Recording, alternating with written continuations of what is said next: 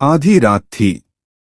आसमान में बादल ऐसे गरज रहे थे मानो देवता युद्ध कर रहे हों।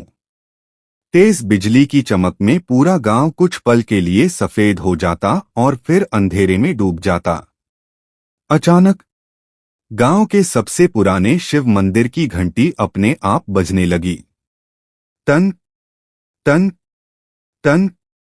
कोई पुजारी नहीं, कोई इंसान नहीं। फिर भी घंटी रुकने का नाम नहीं ले रही थी। लोग अपने घरों से निकल आए। डर, कौतूहल और अंधविश्वास से भरी आंखें मंदिर की ओर देख रही थीं। तभी किसी ने चीख मारी, अरे देखो, सीमा! सीमा के घर से रोशनी निकल रही है। सीमा, वही लड़की जिसे गांव सबसे पवित्र मानता था। सीधी सादी, मंदिर की सेवा करने वाली, कभी किसी लड़के से बात तक न करने वाली। और आज उसी के घर से नवजात बच्चे के रोने की आवाज आ रही थी। भीड़ सन्न रह गई। किसी की हिम्मत नहीं हो रही थी आगे बढ़ने की। एक बूढ़ी औरत कांपती आवाज में बोली, बिना शादी के बच्चा, ये तो महाश्राप है। उस पल किसी को अंदाजा नहीं था कि यह बच्चा पूरे गांव की किस्मत बदलने वाला है। भीड़ धीरे धीरे सीमा की झोपड़ी की ओर बढ़ी। दरवाजा अंदर से बंद था। अंदर से बच्चे के रोने की आवाज साफ सुनाई दे रही थी। गांव के मुखिया हरिदत्त आगे आए। दरवाजा खोलो सीमा। अंदर सन्नाटा छा गया। फिर धीमी आवाज आई, मैंने कोई पाप नहीं किया है मुखिया जी। दरवाजा खुला। सीमा जमीन पर बैठी थी। गोद में एक नवजात शिशु। चेहरा थकान से पीला, आंखों में डर और आंसू। भीड़ में फुसफुसाहट फैल गई, बिना ब्याही मां। पापिन! देवता नाराज हो गए। मुखिया की आंखें लाल हो गईं। सच बताओ, बच्चे का पिता कौन है? सीमा कांप गई। कोई नहीं। भीड़ भड़क उठी।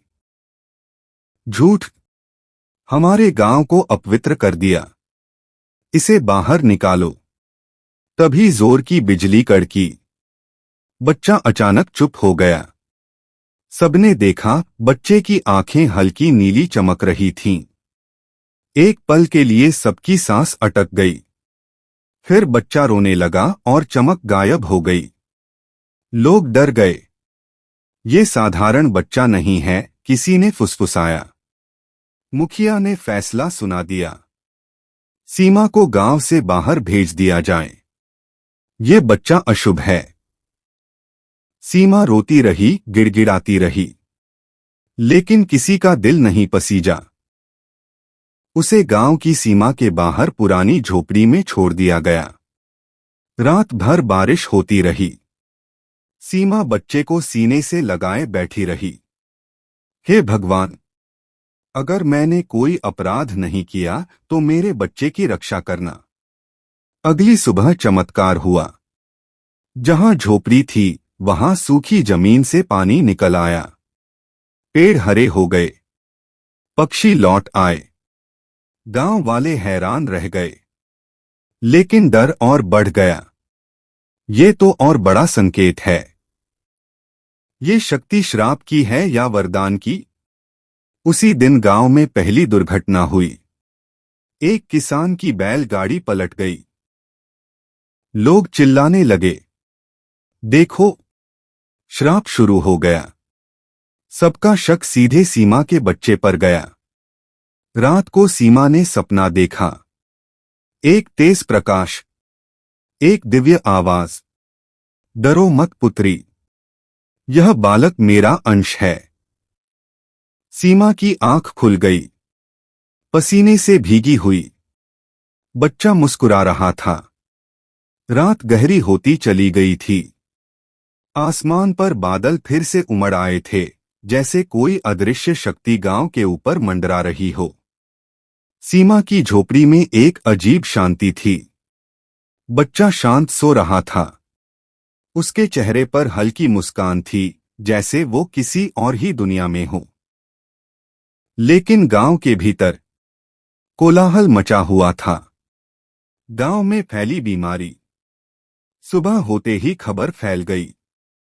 गांव के 3 लोग अचानक तेज बुखार से गिर पड़े। दोपहर तक संख्या 7 हो गई। शाम होते होते आधा गांव खांसने लगा, उल्टियां होने लगीं। वैद्य ने हाथ खड़े कर दिए। ये सामान्य बीमारी नहीं है। हवा में कुछ गलत है। डर फैल गया। लोगों के दिमाग में एक ही नाम गूंज रहा था, सीमा का बच्चा। मुखिया हरिदत्त ने पंचायत बुला ली। ये सब उसी अशुभ बच्चे की वजह से हो रहा है। उसे गांव से और दूर भगाओ या खत्म कर दो। भीड़ उग्र हो गई। मौत की आहट। रात को कुछ लोग मशाल लेकर सीमा की झोपड़ी की तरफ चल पड़े। सीमा दरवाजे के बाहर आ गई। मेरे बच्चे को मत छुओ, भगवान के लिए। भीड़ आगे बढ़ी। तभी अचानक तेज हवा चली। मशालें बुझ गईं। पूरा इलाका अंधेरे में डूब गया। और तभी झोपड़ी के अंदर से एक तेज सुनहरी रोशनी फूटी। लोग जमीन पर गिर पड़े। कोई देख नहीं पा रहा था। कुछ सेकंड बाद रोशनी गायब हो गई। सब कांप रहे थे। भीड़ पीछे हट गई। सीमा घुटनों के बल बैठ गई। हे प्रभु, अगर ये बच्चा आपका अंश है तो इसे बचाइए। बच्चे ने पहली बार हल्की हंसी निकाली। सीमा का दिल कांप उठा। अगली सुबह गांव में एक बूढ़ा साधु आया। लंबी जटाएं, तेज आंखें, हाथ में कमंडल। उसने गांव में कदम रखते ही कहा, इस गांव पर परीक्षा आई है। लोग साधु को मुखिया के पास ले गए। साधु ने आंख बंद कर ध्यान लगाया। अचानक उसकी आंख खुली। यहां एक दिव्य आत्मा जन्मी है, लेकिन लोग उसे श्राप समझ रहे हैं। पूरा गांव सन्न रह गया। तभी गांव के बाहर से चीख सुनाई दी। खेतों में आग लग गई थी। तेज हवा आग को फैला रही थी। लोग दौड़े, लेकिन आग अपने आप बुझ गई, जैसे किसी ने अदृश्य हाथों से रोक दी हो। साधु ने गंभीर स्वर में कहा, अगर वो बच्चा न होता तो आज पूरा गांव जल जाता। लोगों के चेहरे उतर गए। साधु सीमा की झोपड़ी तक गया। जैसे ही उसने बच्चे को देखा, उसकी आंखों से आंसू बहने लगे। वो जमीन पर बैठ गया। प्रणाम प्रभु। सीमा कांप गई। महाराज, मेरा बच्चा। साधु बोला, ये साधारण बालक नहीं है बेटी, ये ईश्वरीय योजना है। लेकिन तभी गांव के कुछ लोग चिल्लाए, ये सब नाटक है, ये बच्चा ही श्राप है। तनाव बढ़ गया। तभी एक बीमार बच्चा साधु के सामने गिर पड़ा, बेहोश। साधु ने नवजात की ओर देखा। बच्चे ने आंख खोली। हल्की नीली रोशनी फैली। बीमार बच्चा धीरे धीरे सांस लेने लगा और उठ बैठा। पूरा गांव स्तब्ध रह गया। कुछ लोग रोने लगे, कुछ लोग डर गए। अब गांव 2 हिस्सों में बंट गया था। एक पक्ष कहता, ये देवता का अंश है। दूसरा पक्ष कहता, और सबसे बड़ा डर अभी बाकी था। साधु ने धीमे स्वर में कहा, तीसरी रात जब चंद्रमा लाल होगा, असली परीक्षा होगी। सीमा का दिल कांप उठा। गांव की गलियों में अजीब सन्नाटा था। पक्षियों ने उड़ना बंद कर दिया था। कुत्ते बिना वजह रो रहे थे। हवा में घुटन थी, जैसे कोई अदृश्य तूफान आने वाला हो। आज वही रात थी जिसकी चेतावनी साधु ने दी थी। लाल चंद्रमा की रात। धीरे धीरे चांद आसमान में उगा। और उसका रंग सफेद से पीला, पीले से नारंगी और फिर गहरा लाल होने लगा। गांव वालों की रूह कांप उठी। मुखिया हरिदत्त ने मंदिर में सभी को इकट्ठा किया। अगर कोई अनिष्ट हुआ तो जिम्मेदार वही बच्चा होगा। कुछ लोग सहमत थे, कुछ चुप थे, कुछ की आंखों में डर के साथ उम्मीद भी थी। सीमा अपनी झोपड़ी में बच्चे को सीने से लगाए बैठी थी। उसकी आंखों में आंसू थे, लेकिन दिल में अटूट विश्वास। हे प्रभु, आज मेरे विश्वास की लाज रखना। अचानक तेज हवा चली। मंदिर के दीपक बुझ गए। दरवाजे अपने आप बंद होने लगे। और तभी गांव के बाहर से एक भयानक गर्जना सुनाई दी। धरती कांप उठी। काली धुआं सी आकृति गांव की ओर बढ़ रही थी। लोग चीखने लगे, राक्षस, प्रलय आ गई, भागो। साधु आंख बंद कर मंत्र पढ़ने लगे। ये नकारात्मक शक्ति वर्षों से इस क्षेत्र में छुपी थी, आज मुक्त होना चाहती है। जब सब डरकर मंदिर में छुप रहे थे, सीमा बच्चे को लेकर बाहर निकल आई।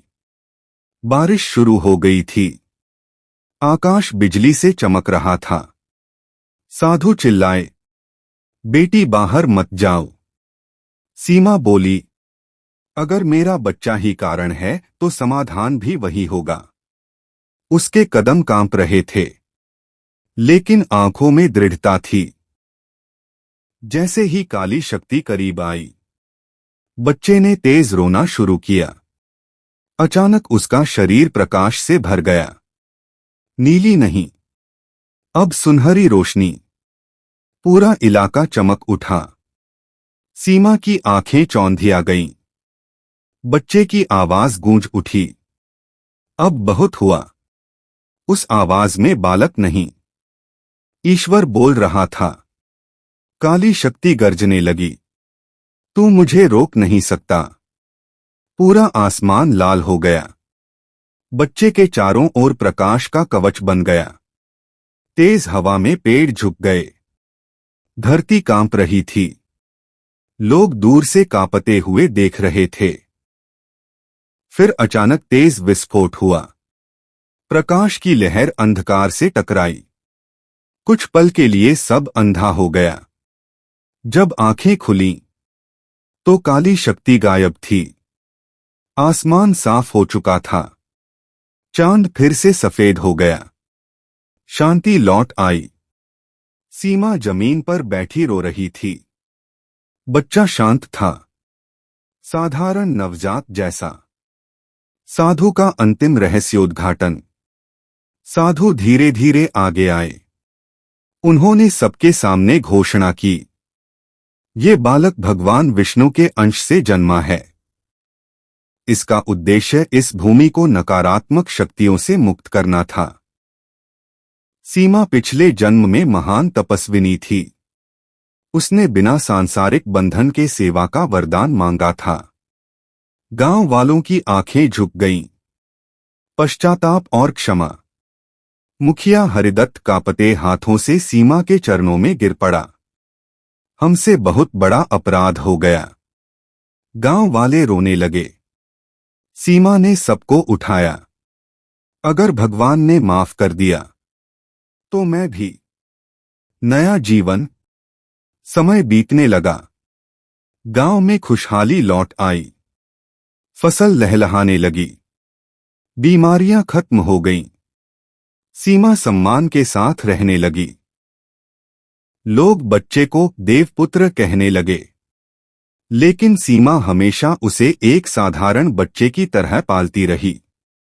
अंतिम संदेश, जो समाज समझ नहीं पाता उसे श्राप कह देता है, लेकिन ईश्वर की योजना हमेशा गूढ़ होती है।